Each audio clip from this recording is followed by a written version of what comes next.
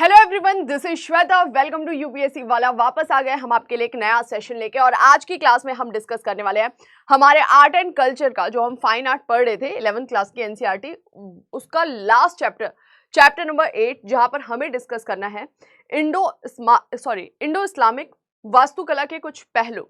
यहाँ पर दो टर्म यूज हो रहा है, एक है इंडो और एक है इस्लामिक।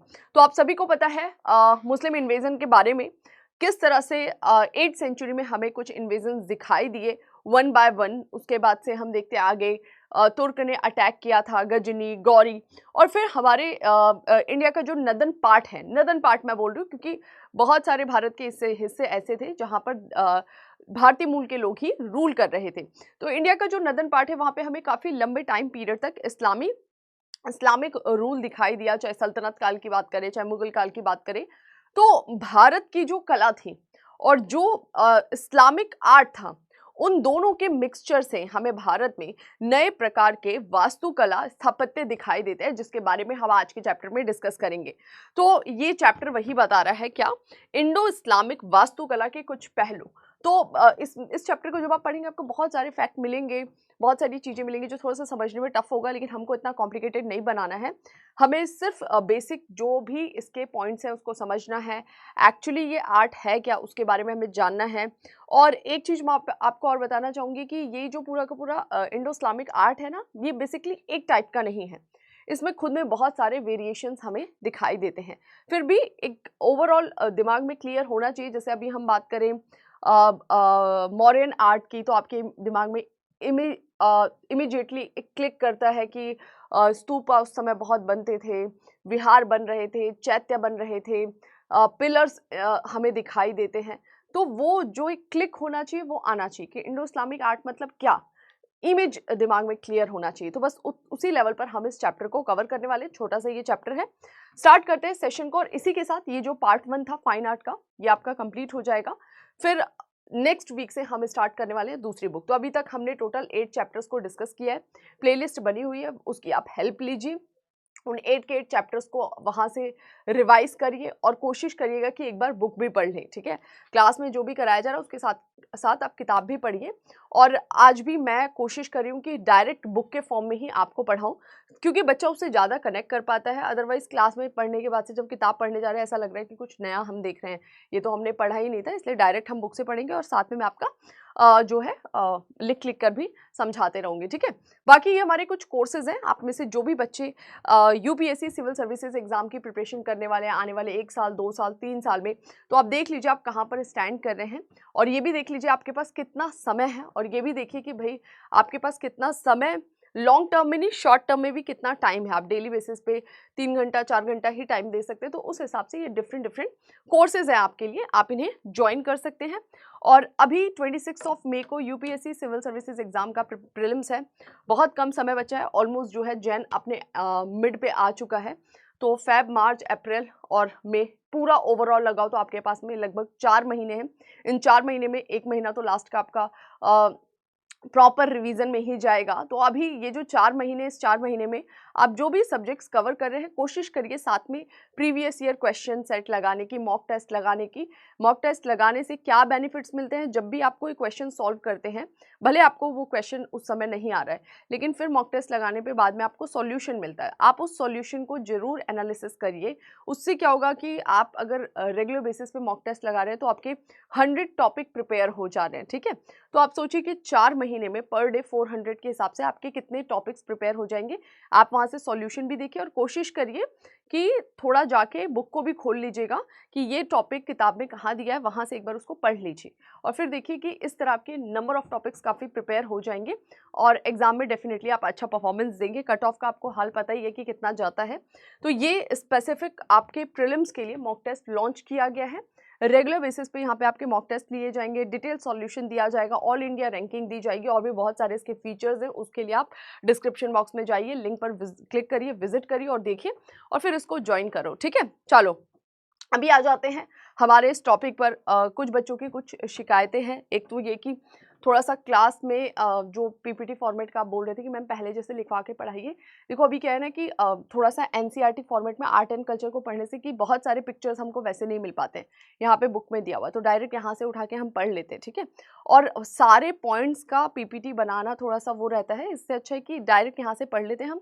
आर्ट एंड कल्चर थोड़ा समझने वाली चीज़ें हैं, ठीक है, इसको आप बहुत ज़्यादा याद नहीं कर सकते, पिक्चर्स के थ्रू समझ ही सकते हैं। तो बस उसी पॉइंट ऑफ व्यू से हम इस चैप्टर को यहाँ पर देखने वाले हैं, ठीक है।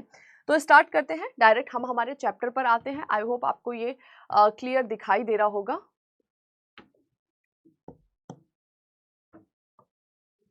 ओके, थोड़ा सा ये देख लीजिए कि आपको विजिबल है कि नहीं है।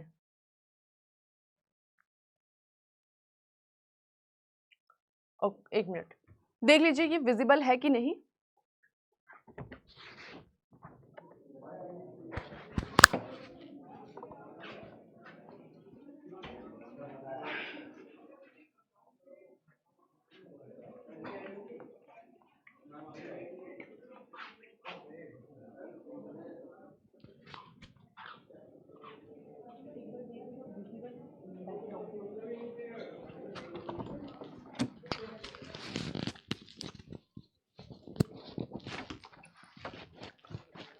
ओके, तो चलिए आई होप सभी को दिखाई दे रहा होगा, सारे फीचर्स आपको क्लियर होंगे, ठीक है।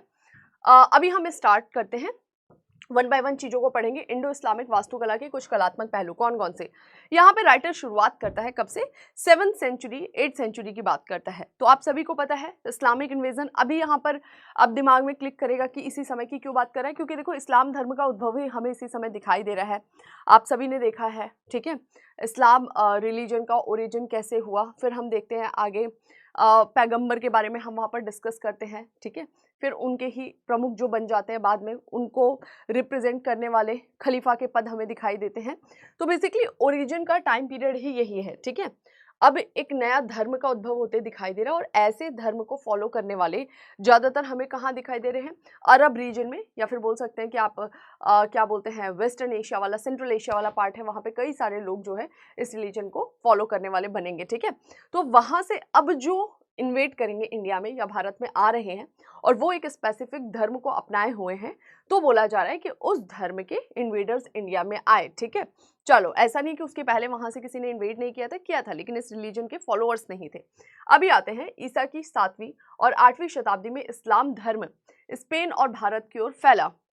तो इस्लाम जो है वहां पर पैगंबर ने इनको एक एजेंडा भी दिया था, क्योंकि वो जो अरेबिक रीजन के लोग होते थे वो थोड़े से लड़ाकू टाइप के थे, शरीर में भी काफ़ी हट्टे कट्टे थे, और उन्हें दिखाई दे रहा था कि ये इकॉनमी पे बहुत फोकस नहीं कर रहे हैं। ट्रेड जो है, ट्रेड के लिए एक पीस चाहिए होता है, शांति व्यवस्था चाहिए होती, वो उन क्षेत्र में नहीं थी।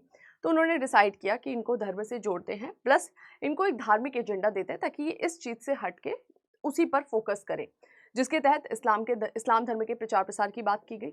तो उसका प्रचार प्रसार इधर क्षेत्र में भी किया जा रहा है, यूरोपियन रीजन्स में भी, और उसके लिए काफ़ी सारे वॉर्स भी हम देख रहे हैं। यूरोप में क्रिश्चियनिटी के फॉलोअर्स हैं, वो अपने क्रिश्चियनिटी के प्रचार प्रसार में लगे हुए हैं, और इधर यानी कि ईस्टर्न साइड में भारत की तरफ ये मूव करेंगे। तो 7वीं और 8वीं शताब्दी में इस्लाम धर्म स्पेन और भारत की ओर फैला। भारत में इस्लाम विशेष रूप से मुस्लिम सौदागर, व्यापारी, धर्मगुरु, विजेताओं के साथ आया, जो लगभग 600 वर्ष तक समय समय पर आते रहे। तो बोल रहे हैं कि एक लंबा ड्यूरेशन था, ठीक है। एग्जैक्ट हमें भारत में जो भारत नहीं मैं बोलूँगी, लेकिन हाँ एग्जैक्टली अगर हम बात करें कि भारत के एक पर्टिकुलर रीजन में इस्लामिक रूल तो बहुत बाद में दिखाई देता है। कब दिखाई देता है, अगर आप मिडिवल हिस्ट्री की क्लास ले रहे होंगे तो हमने एक टाइम पीरियड के बारे में डिस्कस करना चालू किया था, जहाँ पर हमने गौरी के अटैक पढ़े थे, और देखा था कि जो गौरी है उसने 3 फेमस वॉर लड़े थे, battle of Tarai, first battle of Tarai, second battle of Tarai और बैटल ऑफ चंदावड़, जिसके वजह से उसके हाथ में भारत का एक पर्टिकुलर क्षेत्र आ गया था, दिल्ली और कन्नौज के आसपास का, ठीक है। और फिर गौरी की मृत्यु हुई, और 1206 से गौरी का ही एक स्लेव था कुतुबुद्दीन ऐबक, जिसको गौरी इस क्षेत्र का एक तरह से रिप्रेजेंटेटिव बनाकर गया था। उसने स्लेव के मालिक की मृत्यु होगी तो स्लेव तो इंडिपेंडेंट हो गया ना, तो वो जो कुतुबुद्दीन ऐबक था उसके द्वारा स्लेव डायनेस्टी की नींव रखी गई।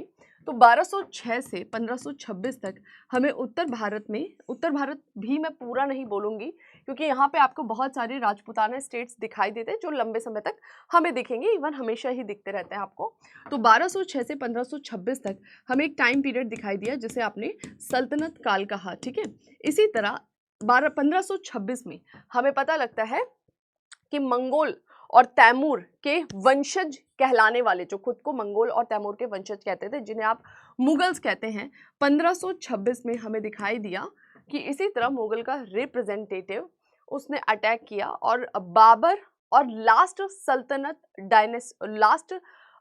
सल्तनत का जो डायनेस्टी था जिसको हम बोलते हैं लोदी डायनेस्टी का रूलर इब्राहिम लोदी, तो बाबर और इब्राहिम लोदी के बीच में पानीपत नामक स्थान पर, क्योंकि इसके पहले 2 और पानीपत में वॉर हो चुके थे, तो सॉरी 2 और नहीं, पहला वॉर होगा, तो पानीपत नामक स्थान पे दोनों के बीच में हमें बैटल दिखाई देता है कब, 1526 में, जिसे आप किस नाम से जानते हैं, फर्स्ट बैटल ऑफ पानीपत के नाम से। जिसके बाद से मुगल्स ने सुल्तानों को रिप्लेस किया और फिर इंडिया के इस रीजन को कैप्चर किया और यहीं से एक टाइम पीरियड चालू हुआ जिसको हम मुगल काल के नाम से जानते हैं। 1526 से 1707 तक हमें मुगल काल दिखाई देता है। 1707 में ऐसा नहीं था कि मुगल बादशाह का पद समाप्त हो गया था, नहीं, वो हेरिडिटरी बेस्ड चल रहा था। 1707 में जो लास्ट इम्पॉर्टेंट या पावरफुल मुगल एम्परर था उसका नाम था औरंगजेब। औरंगजेब की डेथ होने के बाद से चीज़ें एकदम चेंज हो गई। मुगल जो एम्पायर था वो धीरे धीरे स्प्लिट हो जाएगा, छोटे छोटे हमें इंडिपेंडेंट स्टेट, विद्रोही राज्य, स्वतंत्र राज्य दिखाई देने लग जाते हैं, ठीक है। तो मुगल बादशाह का जो पद है वो फाइनली कब खत्म होता है, 1857 के जो विद्रोह होगा, उस विद्रोह को शांत करने के बाद से, क्योंकि उस विद्रोह में बहादुर शाह जो एक बूढ़ा मुगल बादशाह था 70 साल का, उसको ही अपना शासक घोषित किया था भारतीय सिपाहियों ने, जिन्होंने उस रिवोल्ट को एक चिंगारी दी थी। तो वो ब्रिटिश ने जब इस विद्रोह को दबाया 1857 के रिवोल्ट को, तो उन्होंने डिसाइड किया कि मुगल बादशाह पद ही समाप्त कर देते हैं और पद समाप्त कर दिया गया। तो अगर आप बोलो एग्जैक्ट मुगल काल, एग्जैक्ट जब उनका एक्चुअल में रूलिंग फेज था 1526 से 1707 तक दिखाई देता है, तो उसे हमने क्या बोला था, मुगल काल के नाम से जाना था, ठीक है। तो बस राइटर ये बोल रहा है कि 1206 में आपको एक टाइम, एक वो फेज दिखाई दे रहा है जब ये नॉर्थ इंडिया में एक पर्टिकुलर रीजन में रूल करेंगे। कुछ ऐसा भी समय आया सल्तनत काल, मुगल काल में, जब इन्होंने दक्षिण की तरफ अभियान चलाया, जैसे कि तुगलक डायनेस्टी के टाइम पीरियड में, या फिर हम आगे देखते हैं खिलजी के टाइम पीरियड में, या फिर हम आगे देखते हैं औरंगजेब ने भी साउथ की तरफ अभियान चलाया। छोटे टाइम पीरियड के लिए दक्षिण भारत का भी या दक्कन का कुछ क्षेत्र इनके हिस्से में आया, लेकिन फिर वो इंडिपेंडेंट हो गए। तो बस इसका मतलब ये नहीं कि इसके पहले इस्लाम को फॉलो करने वाले इंडिया में नहीं आ रहे थे। राइटर बोल रहा है कि एक्चुअली आप देखो तो 7th और 8th सेंचुरी में ही भारत में इस्लाम का प्रचार प्रसार चालू हुआ। और किस तरह से हम इस्लाम के संपर्क में आए, तो सेंट्रल एशिया, वेस्टर्न एशिया से काफ़ी सारे इस्लाम को फॉलो करने वाले व्यापारी आ रहे हैं, सौदागर आ रहे हैं, यात्री आ रहे हैं। तो जब वो वहाँ से, क्योंकि भारत का प्राचीन काल से इस क्षेत्र से व्यापारिक सांस्कृतिक संबंध रहे हैं, तो जब वो लोग इस क्षेत्र से आ रहे हैं, आकर भारत में एंट्री कर रहे हैं, तो फिर कहीं ना कहीं अपनी संस्कृति का प्रभाव भी छोड़ेंगे। तो बस राइटर यही बोलता है कि इस समय से ही प्रोसेस चालू हुआ और 600 वर्षों तक ये आवाजाही हमें लगातार दिखाई देती है। हालांकि इस टाइम पीरियड में, क्योंकि 1206 की बात है ना, इस टाइम पीरियड में ऐसा नहीं था कि कोई प्रॉपर एक रूलिंग फेज दिखाई देता है। जैसे यहाँ पर सिंध वाले क्षेत्र में, एक छोटे से क्षेत्र में हमें पता लगता है कि जो कासिम है उसने अटैक करके, मोहम्मद बिन कासिम ने सिंध वाला रीजन को कैप्चर कर लिया था, लेकिन एक बहुत छोटा सा क्षेत्र है, उसको आप एक रूलिंग फेज नहीं कह सकते, एक कोई किंगडम या एम्पायर नहीं बोल सकते। तो बस राइटर यहीं से शुरुआत करता है और क्या बोलता है, वो बोलता है कि इस्लाम भारत में आया, इस समय से चालू हुआ 7th और 8th सेंचुरी से, जहाँ पर हमें मुस्लिम सौदागर, व्यापारी, धर्मगुरु, विजेता, ये सब दिखते हैं कि अलग अलग इन लोगों के माध्यम से भारत में इसका प्रचार प्रसार हो रहा है। लगभग 6 वर्षों तक समय समय पे ये आ रहे हैं। वैसे तो मुस्लिम लोगों ने ईशा की 8वीं शताब्दी से ही सिंधु, गुजरात आदि प्रदेशों में इमारतें निर्माण बनाने का काम शुरू कर दिया था, मगर बड़े पैमाने पर भवन निर्माण कार्य ईशा की 13वीं शताब्दी में तुर्क शासन स्थापित होने के बाद से शुरू हुआ, जब उन्होंने उत्तर भारत को जीतकर दिल्ली सल्तनत की स्थापना की। अब वापस से मैं आपको थोड़ा सा रोकूंगी। ये बोल रहा है कि जब ये लोग आ रहे हैं और इन्होंने आके, मैंने अभी बोला ना कि भारत पर तो नहीं, एक छोटा जैसे सिंध है, गुजरात पर भी इनके कुछ अटैक्स हो रहे हैं या फिर ये आकर वहाँ पर बस रहे हैं। तो जब ये सिंध या गुजरात वाले क्षेत्र में आकर बस रहे हैं तो हमें पता लगता है कि कलर चेंज करते हैं, यूज़ करते हैं डिफरेंट कलर्स को, ठीक है। तो जब ये पता लगता है हमें कहाँ पे, सिंध और गुजरात वाले क्षेत्र में आकर बसते हैं, तो यहाँ पर इनके द्वारा निर्माण कार्य भी चालू हुआ। जो वहाँ पर आकर बस रहे अपने अपने स्तर पर, चाहे वो राजा बने चाहे वो आम नागरिक, अपने अपने स्तर पर छोटी छोटी चीज़ों का निर्माण करा रहा है और वो उसी कला में कराएगा जिस कला के बारे में उसको जानकारी है। हालांकि जब वो यहाँ पे निर्माण कराएगा, चाहे सिंध वाला क्षेत्र है चाहे गुजरात वाला क्षेत्र है, तो वहाँ का जो लोकल भी एक आर्ट फॉर्म होगा, उसकी भी कई चीज़ें इसके अंदर आएंगी, उसको भी ये अडॉप्ट करेगा, ठीक है। लेकिन अगर आप प्रॉपर वे में देखें बड़े बड़े स्थापत्यों का निर्माण, तो बोल रहा है कि वो यहाँ से हो रहा है 13वीं शताब्दी। कभी भी बोल रहे हैं ना 13 14, मैंने आपको बता रखा है सेंचुरी का फंडा। 13 सेंचुरी कब से कब तक, 1201 से लेके 1300 तक का टाइम पीरियड है, उसको आप 13वीं शताब्दी के नाम से जान रहे हैं। तो बस यहाँ पर राइटर यही बोल रहा है कि 1206 से 1506, सॉरी, ये जो 13th सेंचुरी वाला फेज है एक्चुअली हमें जो, चलो अब इसको दोबारा लिखो, मुगल काल, ओके। तो ये बोल रहा है कि एक्चुअली जो इनका फेज है, जब हमें प्रॉपरली इनके द्वारा बनाए गए स्थापत्य दिखाई देते हैं, वो हमें कब से दिखाई देता है, 13th सेंचुरी से दिखाई देता है, 13वीं शताब्दी ईस्वी से दिखता है। अब आप समझ गए। तो इनकी एंट्री हुई इस समय पे, लगभग 600 साल तक कुछ पर्टिकुलर क्षेत्र पर छोटे मोटे निर्माण दिखते हैं, लेकिन प्रॉपर वे में अगर आप देखो तो वो इस काल से चालू होता है। ये राइटर बोलने की कोशिश करा है। एनसीईआरटी के एक एक वर्ड को पढ़िए, उसको पकड़िए, उसको समझिए, तो देखिएगा बहुत सारी चीजें आपको क्लियर हो जाएंगे, ठीक है। अब बढ़ जाते हैं, नेक्स्ट पैराग्राफ क्या बोलता है। 12वीं शताब्दी तक भारत भव्य परिवेश में विशाल भवन बनाने की प्रक्रिया से पूरी तरह परिचित हो चुका था। यही वो फेज है। 12th सेंचुरी का क्या मतलब है, 1101 के बाद। बोल रहे कि भारत में हम देखते हैं 1101 के बाद से भव्य परिवेश मतलब एक बहुत बड़े क्षेत्र में बड़े स्थापत्य का बनाना, बड़े बड़े भवनों का बनाना, तो ये परिचित हो चुका था भारत में, ये चीजें इंट्रोड्यूस हो चुकी थी, ठीक है। उस समय जहां भवन निर्माण और अलंकरण की अनेक विधियां प्रचलित और लोकप्रिय हो चुकी थी, जैसे शहतीर, टोड़, अनेक खंभों के सहारे छतों का निर्माण, चाप, मेहराब, डाट, तोरण आदि का निर्माण। बोल रहे कि ऐसा नहीं है कि जब आपका ये वाला फेज चालू हो रहा है सल्तनत काल, इसी समय भारत में भव्य भवनों का निर्माण होगा। एक्चुअली हमें दिखाई देता है कि ऑलरेडी हमारे देश में एक पर्टिकुलर टाइम पीरियड में, किस टाइम पीरियड की बात कर रहा है, ओके, ये बोल रहा है कि ऑलरेडी हमें दिखाई देता है कि लगभग 12th सेंचुरी का मतलब हो गया कि 1101 के बाद, ये वो टाइम पीरियड था जब भारत में भव्य इमारतें बननी चालू हो जाती हैं, और वो भव्य इमारतें भव्य परिवेश में बनती हैं, मतलब एक बड़े परिसर में बनते हुए दिखाई देती हैं। और वो जो बड़े परिसर में निर्माण हो रहा है, इसमें नई नई चीज़ें आ रही हैं, जिसका यहाँ पर कुछ कुछ का नाम जो इंट्रोड्यूस कर रहा है। आप इस बुक को देखेंगे, इसमें लास्ट में जैसे ये सारे चैप्टर्स कंप्लीट होते हैं, एंड में शब्दावलियाँ दी गई है। प्लीज़ उन शब्दावलियों को अच्छे से याद करिएगा। वो छोटे छोटे से टर्म्स हैं जहाँ पर आपको बताएगा स्तूप क्या होता है, आपको बताएगा विहार क्या होता है। तो वो जो सारे टर्म्स हैं ना, वो आपकी क्लियर होने चाहिए, तो आपको बुक पढ़ने में और मजा आएगा, चीज़ें समझ में आएंगी। तो ऐसे यहाँ पे बहुत सारी चीज़ें बात की गई है, चाप, मेहराब, तोरण, इनके सहारे छतों का निर्माण। बोले भारत में इस समय बड़े बड़े स्थापत्य बनते हैं, और वो जो बड़े स्थापत्य बन रहे थे उसमें कुछ चीज़ें ऐसे जैसे कि पिलर्स के सहारा देख के छत का निर्माण कराना, ठीक है, कि छत को कुछ बेस चाहिए, सहारा चाहिए, तो उसके लिए पिलर्स का यूज़ किया जाता था, उस पर छत निर्माण किया जाता था। या फिर बोल रहा है मेहराब, यानी इस तरह से इसका भी प्रयोग किया जाने लग गया था एक छत को ठहराव देने के लिए, ठीक है, छत का पूरा भार जो है वो सहने के लिए इस तरह से मेहराब का प्रयोग किया जाने लग गया था। और ये जो मेहराब है, ये देखिए पिलर्स पर बेस्ड रहते थे। तो ऑलरेडी भारत में ये सारी चीज़ें हमें दिखाई देने लगती हैं इस टाइम पीरियड में। आगे बढ़ जाते हैं, नेक्स्ट, चापे लकड़ी पत्थर की बनाई जाती थी। इसलिए ये ऊपर के ढांचे के बोझ को उठाने में पूरी तरह से सक्षम नहीं थी। किंतु अब गुंबदों का बोझ उठाए रखने के लिए ढोलदार चाप मेहराब की जरूरत पड़ी। ऐसे मेहराब को डाट पत्थर से चापबंद के माध्यम से बनाया जाता था।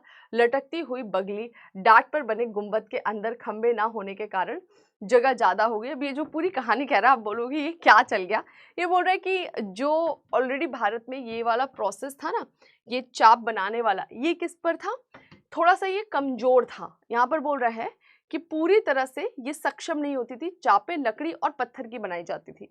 लेकिन आगे चलकर हमें पता लगता है कि ये जो मेहराब बनाई जाती है, चाप बनाई जाती हैं, गुंबदों का बोझ उठाए रखने के लिए, जो भारी भारी हमें गुंबद बनते हुए दिखाई देंगे, उन गुंबदों का बोझ उठाए रखने के लिए ये जो आपको चाप बनता हुआ दिखाई देता है ना, ये चाप बहुत मजबूत बनाया जाता था। ठीक है, डाट पत्थर से चाप बंद के माध्यम से बनाया जाता था। बेसिकली ये इस तरह से ब्लॉक्स में बनाया जाता था और ये ज़्यादा मजबूत होती थी, ये गुंबदों का भार उठा के रखती थी। तो ऐसा नहीं कि ये चीज़ इंट्रोड्यूस नहीं हुई थी, लेकिन तब जो बन रहा था उसमें लकड़ी पत्थर का प्रयोग हो रहा है और इस प्रोसेस से नहीं बन रहा था, वो थोड़ी सी कमज़ोर होती थी, वो गुंबद या बड़े भारी छत का बोझ नहीं उठा सकती थी।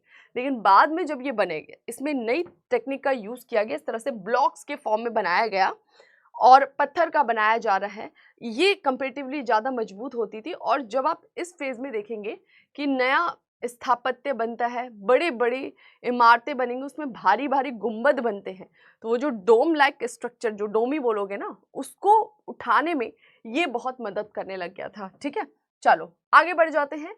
नेक्स्ट, इन देशांतरों और विजयों पर एक ध्यान देने योग्य पहलू यह रहा कि मुस्लिम शासकों ने स्थानीय सामग्रियों, संस्कृतियों, परंपराओं को अपने साथ लाई गई तकनीकों के साथ मिला लिया। अब जितना भी आप आगे पढ़ेंगे कि जो आपको 13th सेंचुरी से मुस्लिम्स के टाइम पीरियड में भारत के उत्तरी क्षेत्र में बड़े बड़े स्थापत्य दिखाई दे रहे हैं, ऐसा नहीं है कि वो इंडिविजुअल थे। बोल रहे हैं कि जब भी वो अपने साथ कोई तकनीक ला रहे थे, कोई कला का नया रूप ला रहे थे, तो ऑलरेडी भारत के उस क्षेत्र में जो कला या तकनीक चल रही है उसके साथ उसको मिक्स कर देते थे। वहाँ से जो भी चीज़ उन्हें महत्वपूर्ण लगती थी उसको वो लोग अडॉप्ट कर लेते थे।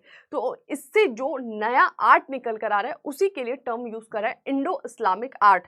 समझ में आया? ठीक है, तो जैसे आपने देखा ना कि चाप वगैरह जो बनाया जा रहा है, ये पहले भी था, लेकिन अब थोड़ा सा इसको मजबूत बनाया जाएगा, तो उसमें अपनी टेक्निक्स लगा दी, अपना साइंस लगा दिया। ठीक है, चलो, उन्होंने इन तकनीकों को देखा परखा, कुछ को स्वीकारा, कुछ को अस्वीकारा और कुछ को यथोचित परिवर्तन के साथ अपना लिया। इस प्रकार वास्तुकला के क्षेत्र में अनेक संरचनात्मक तकनीक, शैली, रूप, साज सज्जाओं का मिश्रण तैयार हो गया। इस मिश्रण के फलस्वरूप भव्य निर्माण की जो तकनीकें अस्तित्व में आई, उन्हें सामूहिक रूप से इंडो इस्लामिक, इंडो सार्सेनिक या इंडो अरेबिक वास्तुकला के नाम से जाना गया। तो इनमें से कोई भी टर्म यूज किया जाता है तो आपको समझ जाना है कि किसकी बात कर रहा है, इंडो इस्लामिक है, इंडो सार्सेनिक है या इंडो अरबिक है। ठीक है, ये तीनों ही टर्म हमें इस टाइम पीरियड से इस टाइम पीरियड तक जितने भी बड़े बड़े आर्किटेक्चर्स दिखाई देते हैं इंडिया में, उसके लिए यूज किया जाता है। ठीक है, तो अब यहाँ पे कंबाइन रूप से लिख लीजिए।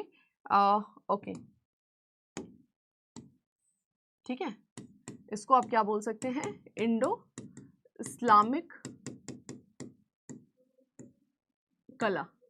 ठीक है, इसको अन्य दो नामों से भी जाना गया, उनको आप लोग नोट डाउन कर लेंगे। ठीक है, चलो आगे बढ़ जाते हैं। नेक्स्ट राइटर यहाँ पर क्या बोलता है, हिंदू यह मानते हैं कि परमेश्वर नाना रूपों में सर्वत्र व्याप्त है। अब जो राइटर है ना, ये एनसीईआरटी में बताया जा रहा है कि बेसिकली जो इंडियन आर्ट है उसमें हमें कौन सी चीज हाईलाइट होते हुए दिखाई दे रही है, और जो इंडो इस्लामिक आर्ट है, इंडियन आर्ट नहीं, इंडो इस्लामिक आर्ट, जिसमें इस्लामिक आर्ट का भी अब इन्फ्लुएंस है, उसमें क्या चेंजेस हमें दिखाई दे रहे हैं। जैसे कि हिंदू मानते थे कि परमेश्वर नाना रूपों में सर्वत्र है। यहाँ पे स्पेसिफिक हिंदू का ही जिक्र क्यों किया गया है, क्या इसके पहले हिंदू ही नहीं, हमने डिस्कस करा है वैदिक रिलीजन जो कि सनातन या हिंदू को रिप्रेजेंट कर रहे हैं। फिर हमें बौद्ध काल में दिखाई देता है बौद्ध धर्म, जैन धर्म, जो इंडिविजुअल अपने तरीके के एक प्रकार के धर्मी थे, हालांकि आगे चलकर इसको हिंदू धर्म ने अपने में संभाल लिया। तो इसी वजह से ये टर्म यूज कर रहा है क्या, कि हिंदू यह मानते थे कि परमेश्वर नाना रूपों में सर्वत्र व्याप्त है। आज भी बोला जाता है ना हिंदू रिलीजन के जो फॉलोअर्स हैं कि परमात्मा कण कण में है, ठीक है। जबकि मुस्लिम धर्म अनुयायी यह सोचते हैं कि अल्लाह एक है और मोहम्मद उनके पैगंबर हैं, ठीक है। वो कण कण में नहीं है, वो एक है और उनके पैगंबर जो हैं वो कौन है? उनके दूत या उनके पैगंबर मोहम्मद है, जिन्होंने इस धर्म के लोगों को पहचान कराई या इस धर्म की स्थापना की, ठीक है।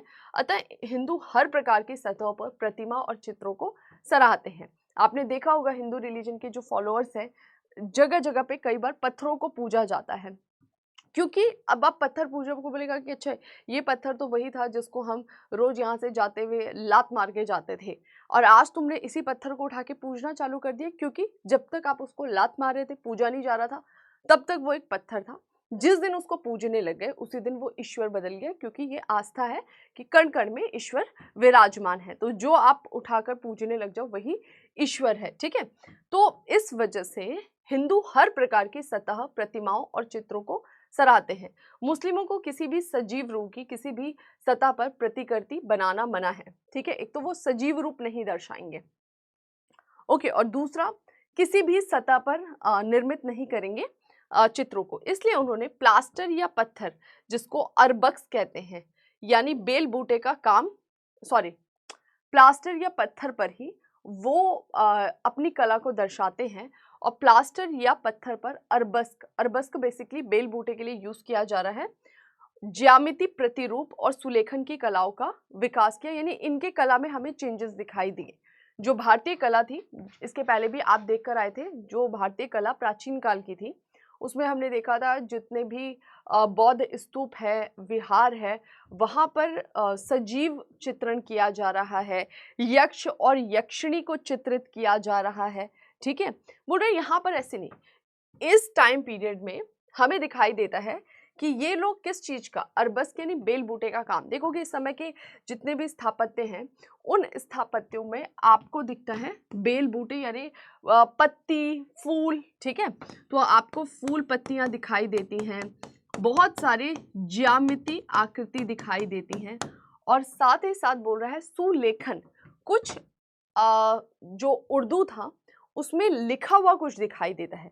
तो बेसिकली वो लिखने को की जो एक कला थी, सुलेखन, सुंदर प्रकार से उसको उकेरना, वो भी एक आर्ट फॉर्म है, ठीक है। तो ये जो दीवारें होती थी, प्लास्टर वाली जो दीवारें होती थी, उन पर जब ये चित्रकारी करते थे तो इनकी चित्रकारी में आपको महिला, पुरुष, जानवर, सजीवता नहीं, बल्कि क्या दिखाई देती थी? फूल पत्ती, ज्यामिति, इस तरह की अलग अलग आकृतियां बनते हुए दिखाई देंगी। और साथ ही साथ, ठीक है, फूल पत्ती दिखाई देती है, ज्यामिति आकृति दिखाई देती है, एक चीज और था ना, क्या था वो? सुलेखन, ठीक है। तो ये जो है चीजें हमें दिखाई देती हैं, जो एक हमें इस समय पे चेंज दिखता है। सभी के समझ में आ गया? चलो आगे बढ़ते हैं। नेक्स्ट, अब यही दिखेगा आपको, जितने भी इनके स्थापत्य इंडो इस्लामिक आर्ट में होंगे, आज ज्यादातर वहां पर इन्हीं चीजों का निर्माण होते हुए देखोगे आप। किसी भी स्थापत्य की बात करें, संरचनाओं के रूपाकार, राइटर बोलता है, अब इस बुनियादी जानकारी के बाद इंडो इस्लामिक वास्तुकला की कहानी आगे बढ़ती है। आपने पहले तो ये जाना कि एक्चुअली इंडो इस्लामिक आर्ट है क्या, सबको क्लियर हो गया। कब जो इस्लाम है उनसे परिचित हो रहे हैं, उनके कला संस्कृति से, वो हमने फेज देखा। 7 से 8 सेंचुरी से चालू हुआ, प्रॉपरली हमें 13 सेंचुरी से दिखाई देता है। अब यहाँ पे जो एक नया आर्ट निकल कर आया है उसको आपने इंडो इस्लामिक आर्ट कह दिया, ठीक है। नेक्स्ट फिर राइटर ने कुछ और चीजें बताई कि जो भारतीय कलाकार थे वो किन चीजों को जोड़ देते थे, सजीवता को, उसके पीछे क्या लॉजिक था, धर्म, और इस्लाम धर्म जो है वो उसके कलाकार जो थे वो किस चीज को महत्व देता था। तो हम देख रहे हैं कि फूल पत्ती है या फिर ज्यामिति आकृति है या सुलेखन है, तो उनके जितने भी स्थापत्य होंगे उनकी दीवारों पर ये चीजें उकेरी जाएंगी, ठीक है। अब इसके बाद आगे बढ़ती है, भारत में मुस्लिम आगमन के समय या धार्मिक और धर्मनिरपेक्ष दोनों प्रकार की वास्तुकला विद्यमान होते हुए दिखाई देती है। धार्मिक वास्तुकला, कुछ ऐसी वास्तुकला जो धर्म से जुड़ी होगी, कुछ ऐसे बड़े बड़े स्थापत्य बनेंगे जिसका संबंध धर्म से होगा। और धर्मनिरपेक्ष का मतलब है कि कुछ ऐसी वास्तुकला भी दिखाई देगी जिसका संबंध हमें धर्म से नहीं दिखाई देता है, ठीक है, उसका कनेक्शन हमें धर्म से नहीं मिलता है, धर्मनिरपेक्ष टाइप का, ठीक है। उसमें मुस्लिम शासकों तथा संपन्न लोगों द्वारा अनेक प्रकार के छोटे बड़े भवन जोड़े जाने लगे। अब यहाँ पर जो इस समय स्थापत्य बनते हैं उनकी बात कर रहा है। रोजमर्रा की इबादत के लिए मस्जिदें, जामा मस्जिद बनेगी, ठीक है। इसको आप वन बाय वन नोट करते जाइए। और क्या दिखाई दिया हमें इस समय पे चेंज कि यहाँ पर क्या बनने लग जा रही है, मस्जिद बन रही है, ठीक है। जामा मस्जिद, मस्जिद क्या होता है, इस्लाम धर्म से जुड़ा हुआ उनका एक धार्मिक स्थल या प्लेस जहाँ पर वो बैठकर ईश्वर की आराधना करते हैं, ठीक है। तो मस्जिद धर्म से जुड़ा हुआ स्थापत्य है, ठीक है। दूसरा बोल रहा है और क्या दिखाई देता है आपको, हमें दिखाई देता है मकबरे और दरगाहें। तो मकबरे, दरगाहें, ये और हमें स्थापत्य दिखाई दे रहे हैं। मकबरे तो धर्म से जुड़ा हुआ नहीं है ना, मकबरा किसका बनाया जाता है, दरगाह, ठीक है। मकबरा जो है बेसिकली ऐसा बोला जाता है कि जिसकी डेथ हो गई फिर उस पर आपने एक मकबरा बना दिया, तो जब स्वर्ग प्राप्ति की बात आएगी तो उनको इजीली जो है वो स्वर्ग में जा सकते हैं, इस तरह का एक स्ट्रक्चर बनाया जाता है, उसको मकबरा कहते हैं। दरगाह जो ऐसे बोल सकते हैं कि मुस्लिम सन्यासी थे जिनको कुछ मैजिकल पावर्स प्राप्त थी, उनकी मृत्यु के बाद से जहाँ पर भी उनको दफनाया जाता है वहाँ पर एक स्ट्रक्चर बनाया जाता है जिसको दरगाह कहा जाता है, ठीक है। तो वो किससे जुड़ा हुआ था, धर्म से जुड़ा हुआ था। देखिए मेरी जितनी समझ है मैं उसे बता रही हूँ, कोई भी इसको अदरवाइज नहीं ले जाएगा, ठीक है, कि धर्म से प्रॉपरली जोड़ के, क्योंकि हम आर्किटेक्चर, आर्ट आर्किटेक्चर के बारे में बात कर रहे हैं तो थोड़ा सा डिस्कस करते हुए हमें चलना पड़ेगा, ठीक है। इसके अलावा हमें मदरसे दिखाई देती हैं, कई सारी मीनारें बनती हुई दिखाई देती हैं। मीनारों की अगर हम बात करें, कुतुब मीनार, यहाँ पर क्या लिखा हुआ था, गायब हो गया भाई, okay 13th century AD, 13th century, ठीक है। और हमें क्या दिखाई देता है बच्चों, तो हमें दिखाई देता है कि मीनार बनाया जाता है इस समय। मीनार का प्रयोग भी जनरली किसके लिए किया जाता था, तो वहाँ जाके वो ईश्वर की आराधना करते थे। बड़ी बड़ी मीनारें, कुतुब मीनार दिखाई दे रहा है आपको, उसमें से एक अगर हम एग्जाम्पल की बात करें, ठीक है। और राइटर बोलता है कि आपको मदरसे दिखाई देते हैं। मदरसे क्या है, ज़्यादातर हम देखते हैं इस्लाम धर्म से जुड़े हुए जो बच्चे होते हैं उनको एक नॉर्मल शिक्षा के साथ साथ धार्मिक शिक्षा भी देने के लिए एक स्कूल टाइप स्ट्रक्चर बनाया जाता है जिसको मदरसा कहा जाता है, ठीक है। तो हमें इस समय कई सारे मदरसे बनते हुए दिखाई देते हैं, ओके।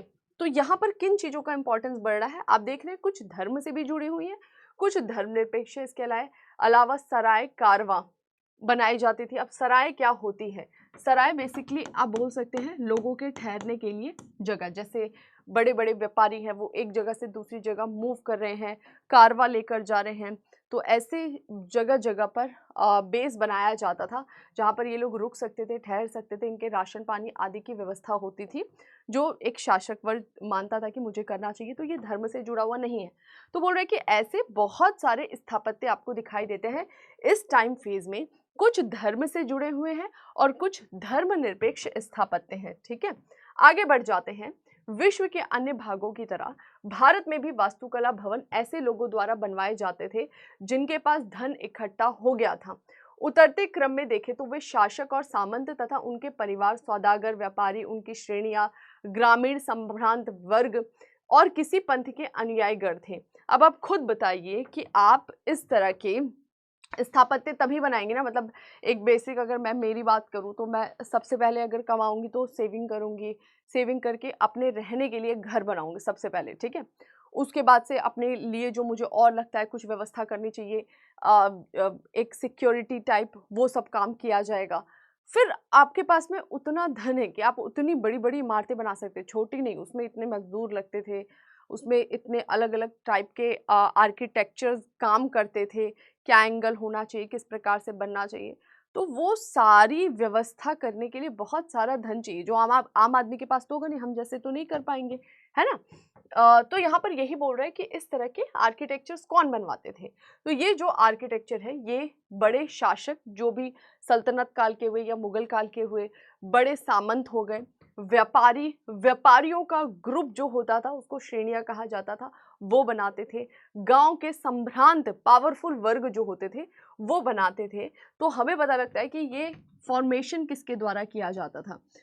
अरे यार क्या है, ठीक है अभी करेक्ट हो गया ना, ठीक है। तो ये बोल रहा है कि इसका फॉर्मेशन किसके द्वारा किया जाता था, तो शासक वर्ग के द्वारा, व्यापारी के द्वारा, सामंत के द्वारा, ये जो कुछ लोग थे इनके द्वारा इसका निर्माण किया जा रहा था। ठीक है, अब इस पेज को हम पलट देते हैं वरना ये थोड़ी देर में सारा इरेज हो जाएगा मेरे से। चलो आगे बढ़ते हैं, नेक्स्ट क्या बोल रहा है। इंडो इस्लामिक वास्तुकला पर सीरियाई, फारसी, तुर्की प्रभाव तो स्पष्ट रूप से दृष्टिगोचर होते हैं, लेकिन नामी इंडो इस्लामिक यानी कि भारतीय वास्तुकलात्मक अलंकारिक शैलियां और सोचों ने भी, सोच मतलब जो इनकी सोच थी भारतीय कलाकारों की, वो भी हमें इसमें दिखाई देता है, उसने इसे प्रभावित किया। तो इंडो इस्लामिक, अगर इस्लामिक आर्ट की बात करें तो इस्लामिक आर्ट कहाँ का बोल रहे, जो सीरिया वाला रीजन है, जो पर्शियन गल्फ वाला रीजन है, जो तुर्की है, तो सीरियाई, पर्शिया और तुर्क वाला जो क्षेत्र है, सॉरी तुर्क हो गया, सीरियाई हो गया, पर्शियन वाला रीजन है, वहाँ पर जो इस्लामिक आर्ट का विकास हुआ था उसका ओवरऑल इन्फ्लुएंस प्लस भारतीय कला, ये दोनों के मिक्सचर से एक नया आर्ट फॉर्म निकलकर हमें दिखाई देता है। ठीक है, इसके अलावा सामग्रियों की उपलब्धता, संसाधन, कौशलों की परिसीमा और संरक्षकों की सौंदर्य अनुभूति ने भी इस वास्तुकला पर पर्याप्त प्रभाव डाला है। ठीक है, अन्य देश मतलब बोल रहा है कि केवल ये दो फैक्टर नहीं है, ये भी है कि वो कला कहाँ बन रही है, वो मतलब सॉरी वो स्थापत्य कहाँ बन रहे हैं और उस जगह पर कौन से रिसोर्सेज हैं, इन सारी चीज़ों का भी उस पर इम्पैक्ट पड़ा है, कौन उसे बनवा रहा है उसकी सोच का भी इम्पैक्ट पड़ा है। अन्य देशों की तरह मध्यकालीन भारत के लोगों के लिए धर्म और धार्मिकता बहुत महत्वपूर्ण थे, फिर भी उन्होंने दूसरे के वास्तुकलात्मक तत्वों को उदारतापूर्वक अपनाया है। भाई धर्म तो सबके लिए बहुत महत्वपूर्ण होता है ना, आज भी आपने देखा होगा अगर आप कॉन्स्टिट्यूशन की बात करें, कानूनों की बात करें तो वहाँ पर धर्मनिरपेक्षता दिखाई देती है। और अगर इन जनरल भी देखें तो आसपास कुछ ऐसा वैमनस्य नहीं दिखाई देता, मैंने पर्सनली नहीं देखा बचपन से लेके अभी तक, चाहे जॉब के पॉइंट ऑफ व्यू से बात करें, स्कूलिंग की बात करें या बाहर अपने एग्ज़ाम की प्रिपरेशन की बात करें एंट्रेंस के लिए, हर जगह पर ऑलमोस्ट सब लोग मिलजुल कर ही रहते हैं। लेकिन फिर भी धर्म एक ऐसा मुद्दा है जिससे लोगों का जुड़ाव बहुत है। तो कभी भी कोई र्यूमर आता है धर्म के नाम पर, लोग बहुत ज़्यादा, वो एक सेंसिटिव मुद्दा है, बहुत हिंसात्मक हो जाते हैं।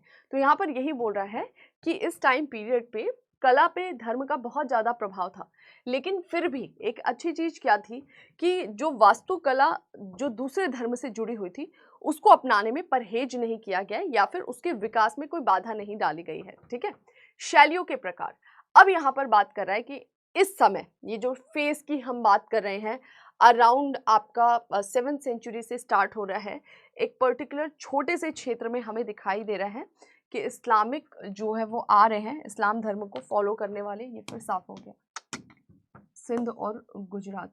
ठीक है, इसको करेक्ट करो, सिंध और गुजरात। तो इस्लाम को जो फॉलो करने वाले आ रहे हैं यहाँ पर, जिनका हमें बसाव दिखाई देता है, तो राइटर बोलता है कि यहाँ से छोटे छोटे आर्ट बनने चालू होते हैं और वो हमें कब तक दिखाई देते हैं, वो हमें दिखाई देता है लगभग 13th सेंचुरी से बड़े लेवल पर आ जाएगा, 17th 18th तक दिखेगा। तो बस राइटर यही बोलता है कि ये जितने भी इस समय इंडो इस्लामिक आर्ट जिसको बोल रहा है कि इंडियन आर्ट का भी इम्पैक्ट है, इस्लामिक आर्ट का भी, उसको आप कैटेगराइज कर सकते हैं अलग अलग पार्ट्स में। तो यहाँ पर बेसिकली 4 पार्ट्स की बात किया गया है, यानी 4 हिस्सों में इसने डिवाइड किया है, उसको हम 1 बाय 1 लिख लेंगे। पहला जिसको बोल रहा है शाही शैली। ठीक है, शाही शैली सल्तनत काल में, सल्तनत काल 13th सेंचुरी से जो हमें दिखाई देता है। प्रांतीय शैली, प्रांतीय शैली मतलब कहीं कहीं पर इंडो इस्लामिक आर्ट में जो क्षेत्रीयता है ना, उस क्षेत्र की कला का बहुत ज़्यादा प्रभाव दिखाई देता है, तो उसको उस क्षेत्रीय कला के नाम से ही नाम दे दिया गया। जैसे मांडू मध्य प्रदेश में, गुजरात कला, बंगाल कला, जौनपुर उत्तर प्रदेश की कला। ठीक है, इसके अलावा मुगल शैली दिखाई देती है। मुगल शैली के का प्रभाव में किन क्षेत्रों में दिखाई देता है, दिल्ली है, आगरा है, मथुरा है, इन क्षेत्रों में। दक्कनी शैली, दक्कनी शैली में बात कर रहा है ये कि जब इंडिया के इस पार्ट पे आपको सल्तनत काल और फिर मुगल काल दिखाई देता है, इसके पैरेलल दक्षिण भारत में हमें दो बड़े किंगडम्स दिखाई देते हैं। एक है आपका ओके, यहाँ पर स्पेसिफिक बात कर रहा है बीजापुर गोलकुंडा की, ठीक है। लेकिन हमें दक्षिण भारत में दो प्रमुख किंगडम दिखाई देते हैं, एक जिसको बोल रहा है विजयनगर किंगडम, दूसरा बहमनी किंगडम, ठीक है।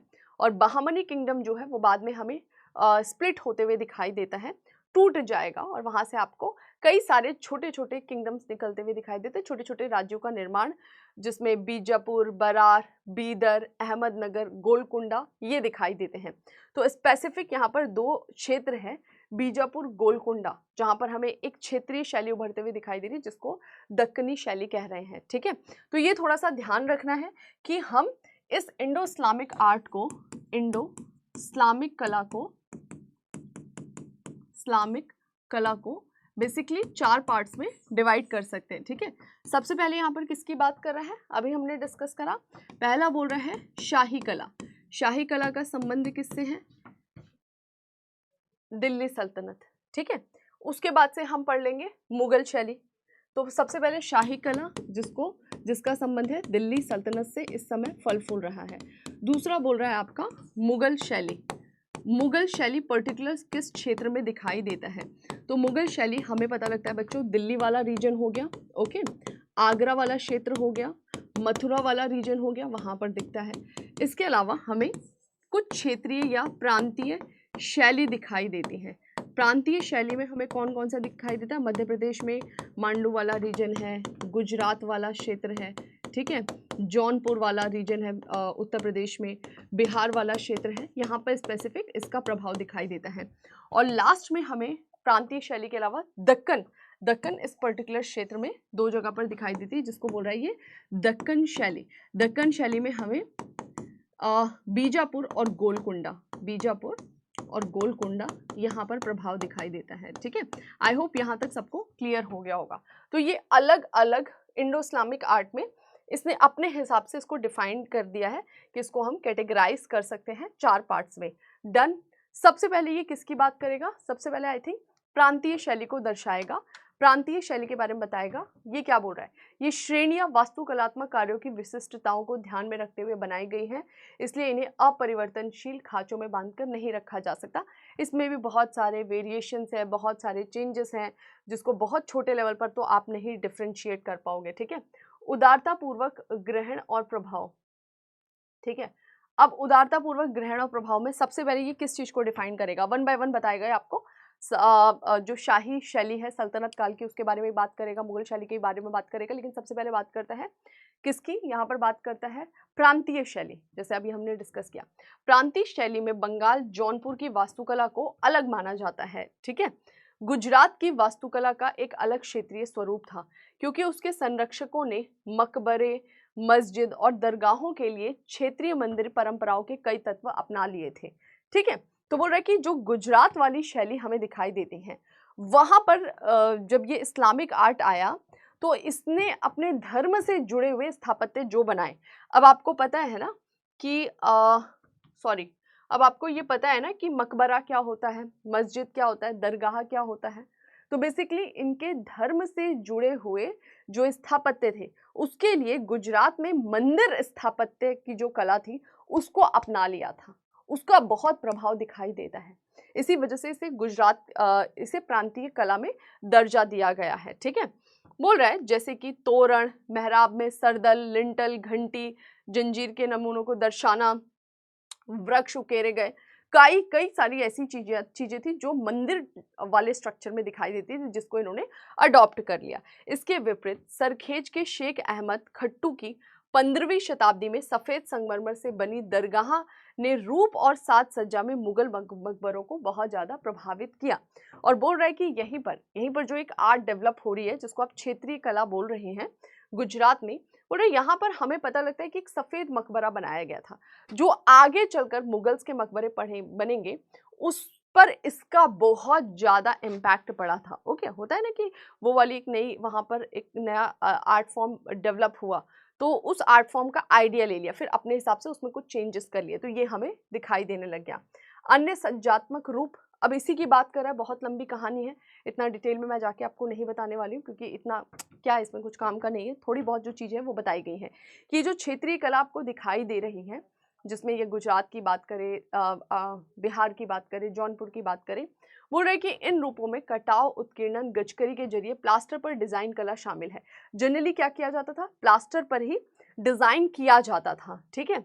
इन डिजाइनों को सादा छोड़ दिया जाता था या उसमें रंग भरे जाते थे अलग अलग तरीके से, कभी उसमें सिंपल छोड़ देते थे, कभी उसमें कलर्स कर देते थे, ठीक है। और इनमें ज्यादातर हम देखते हैं कि फूल पत्ती, ये इस्लामिक आर्ट का इम्पैक्ट था, फूलों का निर्माण करता थे। जब ये फूल बनाते थे तो कई सारे ऐसे फ्लावर्स होते थे जो इंडिया में दिखाई देते हैं, और कई सारे ऐसे फूल भी हैं जो भारत में नहीं पैदा होते, यानी कि ये कुछ ऐसे फूलों की भी चित्रकारी यहाँ पर करते हैं जो भारत में नहीं बल्कि तुर्क वाले रीजन में, पर्शिया वाले रीजन में, सीरिया वाले रीजन में होते थे, उन फूलों को भी यहाँ पर उन्होंने सम्मिलित किया है, ठीक है। हमें पता लगता है कि जो चाप या मेहराब बनाए जाते थे, उनके भीतरी मोड़ों में कमल की कली के नमूने बनाए जाते थे। इस वाले जोन में दीवारों को भी सरू, चिनार, अन्य वृक्ष, फूलदानों से सजाया जाता था। ज्यादातर हम देख रहे हैं कि जो सजावट का काम है वो फूलों जैसी नक्काशी करके ही सजाया जा रहा था। 14वीं, 15वीं, 16वीं शताब्दियों में दीवारों और गुंबद की सतहों पर टाइलें भी लगाई जाती थी। उस समय लोकप्रिय रंग, मतलब पहले तो ये साधारण तरीके से जो इनकी दीवारें होती थी उसको फूल पत्ती से सजा रहे थे, ठीक है। बाद में टाइल्स वाला जो सिस्टम है वो भी इंट्रोड्यूस्ड हुआ।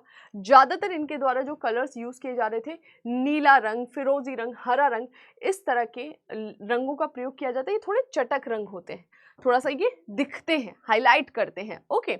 इसके अलावा जैसे टाइल्स का प्रयोग कर रहे हैं, चटक रंगों का प्रयोग कर रहे हैं, इसके अतिरिक्त बोल रहा है कि लाजवर्द मणि, इस तरह के स्टोन्स का भी प्रयोग किया जा रहा है सजावट में, ओके। अरबस्क यानी बेल बूटे का काम किया जा रहा है। सुलेखन, उस पे अरबी भाषा में कुछ लिखा जा रहा है। ऊंचे तथा नीचे उभारदान उत्कीर्णन शामिल है। ऊंचे और नीचे उभारदान का मतलब है कि जब आप उस पर कुछ लिख रहे हो, एक तो ये बेस है, बेस पर आपने कुछ ऐसे उकेरोगे तो कुछ तो गैप होगा ना, उकेरने में कुछ क्या बोलते हैं, गड्ढा हुआ या उभार आया। और एक हो गया कि आप उस पर लिख रहे हो तो उभार के साथ लिख रहे हो प्रॉपर, चाहे कुछ फूल पत्ती भी बना रहे हो तो उभार के साथ। जब वो ऊंचा उभार, नीचा उभार, मतलब एक उभार जो आपको प्रॉपर दिखाई देगा, ये वॉल है और इस पे आपने ऐसे फूल बना दिए, ये 3 डायमेंशनल टाइप का स्ट्रक्चर लगेगा। और एक नीचा उभार मतलब कि उभार तो है लेकिन बहुत कम सा। तो इस तरह के नमूने यहाँ पर हमें बनते हुए दिखाई देते हैं, ठीक है। आगे बोल रहा है कि 16वीं शताब्दी और उससे आगे चापे, तिपुलिया या बहुत से बेल बूटों वाले बनाए जाते थे। चापों के स्कंद गोल आभूषण उभरवा नक्काशी से सजे होते थे। बेसिकली ये देखो इस तरह का आर्ट हमें डेवलप होते हुए दिखाई देता है।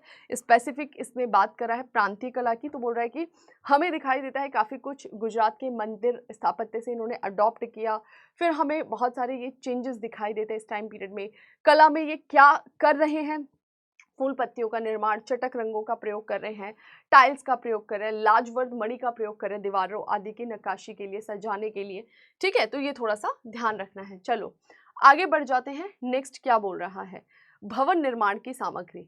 अब भवन निर्माण ये लोग किस तरह से करते थे, बड़े बड़े भवन बनाए गए हैं, बड़े बड़े स्थापत्य बनाए गए हैं। भवन मतलब रहने वाले घर नहीं, हाँ रहने वाले ही बोल सकते हो, लेकिन वो रहने वाले 2 कमरों का मकान नहीं।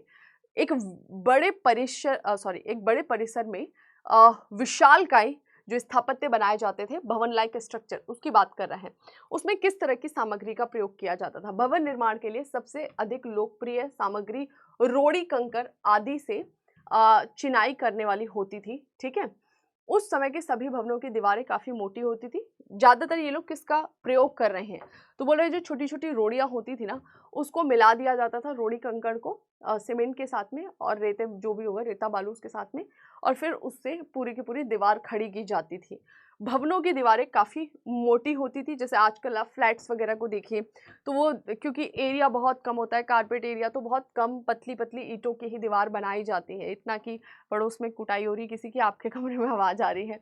तो पहले क्या होता था, मोटी मोटी दीवारों का प्रयोग किया जाता था। ये बोल रहा है ये, इन दीवारों को चुनने के बाद उस पर चूने की लिपाई कर दी थी। पहले आपका दीवार बनाया किससे, कंक्रीट से, और फिर बोल रहा है कि उस पर चूने की पूरी चुनाई कर दी जाती थी जिससे वो सतह समतल हो जाए। पत्थर के चौके जड़े जाते थे। निर्माण के काम में कई तरह के पत्थरों का इस्तेमाल होता था, स्फटिक, बलुआ पत्थर, पीला पत्थर, संगमरमर। बाद में इस पर इन पत्थरों का चौका जड़ दिया जाता था, ये बोल रहा है, और उसमें अलग अलग प्रकार के पत्थरों का प्रयोग होता था। दीवारों को अंतिम रूप देने और आकर्षक बनाने के लिए बहुरंगी टाइलों का भी प्रयोग हमें इस समय प्रचलित होते हुए दिखाई देता है। 17वीं शताब्दी के शुरू होते होते भवन निर्माण के कार्य में ईंटों का प्रयोग भी होने लगा। तो अगर हम बात करें भवन निर्माण सामग्री, तो बोल रहा है कि ज्यादातर हमें दिखाई देता है कि ये वाली जो प्रांतीय कला है, इसमें भवन निर्माण सामग्री में इनिशियली तो आपको क्या दिखाई देता है कि कंक्रीट का ही प्रयोग किया जाता है, बजड़ी वगैरह जो है उसका, छोटे पत्थरों का, और बाद में हमें ईंटों का प्रयोग होते हुए भी दिखाई देता है। ठीक है, और हमें यहाँ पर क्या दिखाई देता है कि ये लोग जो निर्माण कर रहे हैं उसमें फूल पत्ती ज़्यादा निर्मित कर रहे हैं, कम या ज़्यादा उभार के साथ में, ज़्यादा उभार के साथ में उत्कीर्ण कर रहे हैं। क्या उत्कीर्णित कर रहे हैं, तो अलग अलग सुलेखन, मतलब कुछ कुछ उसमें लिख रहे हैं, धर्म से जुड़ी हुई चीज़ें वहाँ पर लिखते हुए हमें दिखाई दे रही हैं। ठीक है, वापस आते हैं अपने ही टॉपिक पर। ठीक है, तो बाद में ये टाइल्स वगैरह का भी प्रयोग करते हैं। अब एक और हमें इस समय स्ट्रक्चर दिखाई दिया जिसे ये क्या बोल रहे हैं, किला या दुर्ग। तो भवन निर्माण में हमें एक स्ट्रक्चर दिखाई देता है जिसे किला या दुर्ग कहा जाता है। किला या दुर्ग क्या होता था, थोड़ा सा हम समझेंगे।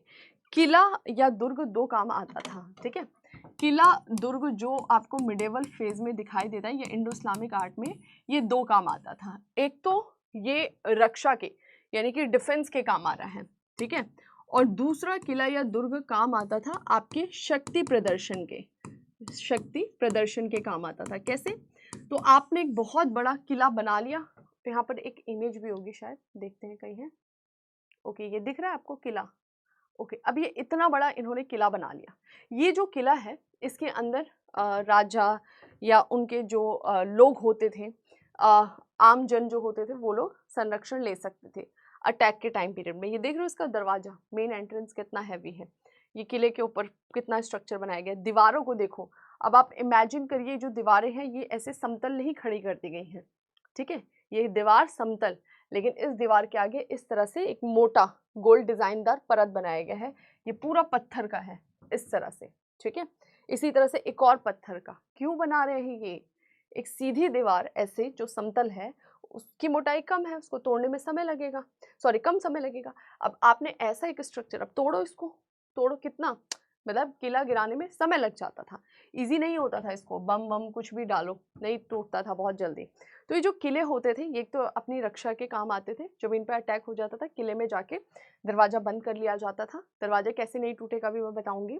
दूसरा, जितना बड़ा किला उतना ज़्यादा शक्ति प्रदर्शन। ठीक है, जितना बड़ा किला कि भाई दूसरा व्यक्ति कोई अटैक करने जा रहा है, वो सोचेगा भाई बड़ा विशालकाय किला है, उसके किले को भेदना आसान नहीं है, तो हम अटैक भी करेंगे लेकिन किले को भेद नहीं पाएंगे। ठीक है, या फिर किला जिस तरीके से बनाया जाता था, जितनी ऊंचाई पर, बहुत ऊंचाई पर किला बना दिया किसी राजा ने, अब यहाँ पर चढ़ाई कैसे होगी, इतना चढ़ने के लिए आपकी सेना को, हाथी को, घोड़े नहीं जाएगा भाई, आप उतने औजार नहीं ले जा सकते।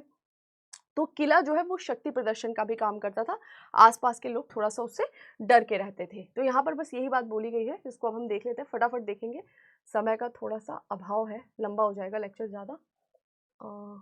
ठीक है, चलो अभी देखते हैं क्या बोल रहे हैं। अरे भाई,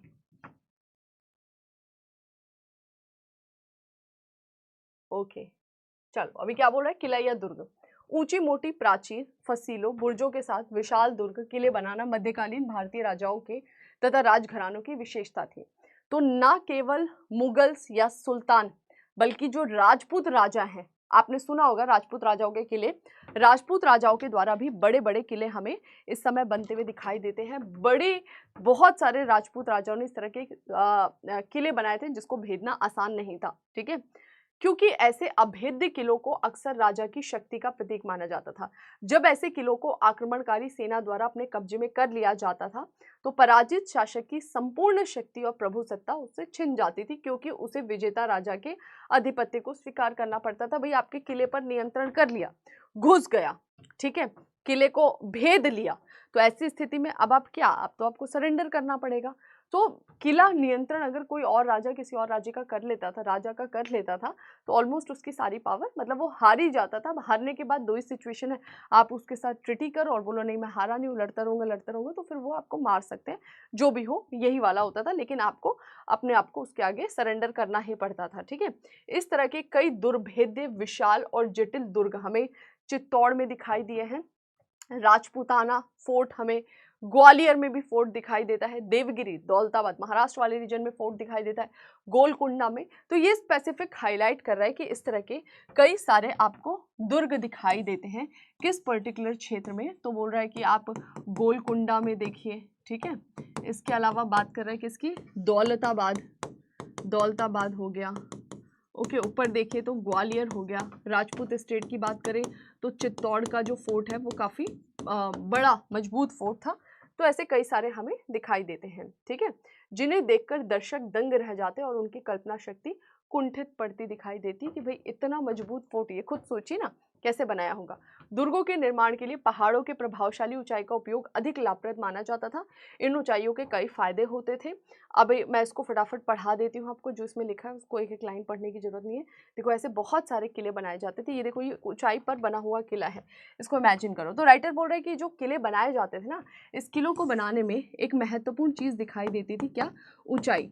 ऊंचाई पर जो किले बनाए जाते थे उसका फ़ायदा क्या होता था, ये थोड़े से भेद्य होते थे, इनको भेदा नहीं जा सकता था। देखो ज़्यादा ऊंचाई पे बनने पे फ़ायदा क्या मिलेगा कि आप चढ़ नहीं पाओगे इजीली। जो भी आपके भारी सेना में सम्मिलित हैं, हाथी हैं, जानवर हैं, वो इस तक कैसे जाएंगे, ठीक है। आप भारी भारी औजार, तोपे लेकर जा रहे हो, वो कैसे जाएगा, ठीक है। तो इसमें जो जानवर होते हैं आपके, वो जो आपके शस्त्र होते हैं, औजार वगैरह, वो ये सबको ले जाना ऊपर टफ हो जाता है। और कई कई तो ऐसे स्टीप स्लोप हो जाता है, ऐसे आप चढ़ लो, अब कैसे चढ़ोगे, चढ़ के दिखाओ आप। तो इसका बहुत ध्यान रखा जाता था, जितनी ऊंचाई पर किला होता था उतने बेनिफिट्स होता था, ठीक है। और इसके अलावा किले के चारों ओर बाहरी दीवारों में एक के बाद एक कई घेरे भी बनाए जाते थे। एक चीज और किले में देखी जाती थी कि दीवारों के चारों ओर हमें घेरे बनते हुए दिखाई देता है। अभी मैंने आपको दिखाया ना वो घेरे कैसे बन रहे हैं। जैसे अगर आपका ये किला है ना, तो किले की दीवार ऐसी नहीं है सपाट सी, ऐसे ऐसे ऐसे ऐसे जगह जगह पर दीवार जो है वो मोटी सी बनाई गई है, ठीक है, जिसको आप इजीली तोड़ नहीं सकते, चाहे आप अस्त्रों का, शस्त्रों का, किसी का प्रयोग करें। इन बाहरी दीवारों को तोड़कर भीतर किले में पहुंचना शत्रु सेना के लिए बहुत बड़ी बात होती थी, ठीक है। दौलताबाद के किले में शत्रु को धोखे में डालने के लिए अनेक सामरिक व्यवस्थाएं की गई थी। उसके प्रवेश द्वार दूर दूर पर टेढ़े मेढ़े ढंग से बेहद मजबूती के साथ बनाए गए थे, जिन्हें हाथियों की सहायता से भी तोड़ना और खोलना आसान नहीं था। तो बोल रहे कि कई कई जगह पर इस तरह से यूज किया जाता था कि जो किले का एंट्रेंस होता था, मेन डोर होता था, ठीक है, द्वार पर, ठीक है,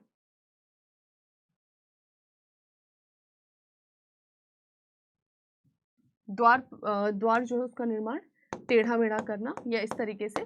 देखो बेसिकली ये कि इस तरह से एंट्रेंस रखना कि आपको पता ही ना चले कि एंट्रेंस एग्जैक्टली है कहाँ, इस वाले से जाए या इस तरह से जाए, टेढ़ा मेढ़ा इस तरह का आकृति। कई कई सारे देखो ऐसे भी करते थे ना कि आपने यहाँ से एंट्री कर ली किले में घुसने के लिए, ये अंदर है किला, इस किले के काफ़ी बड़े एरिया से ही इनका पैटर्न चालू हो जाता है।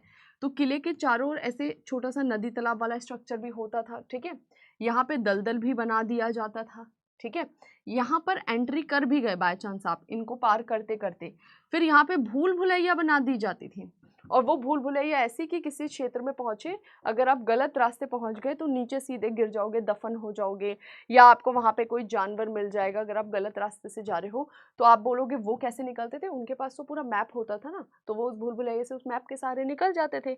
लेकिन बाहर से जो अटैक करेगा वो, तो इस तरह से एंट्रेंस जो है ना उसको डिफरेंट डिफरेंट टाइप का बनाते थे, जिसको शत्रु के लिए तोड़ना थोड़ा सा टफ होता था। यहाँ पर यही चीजें लिखी गई है।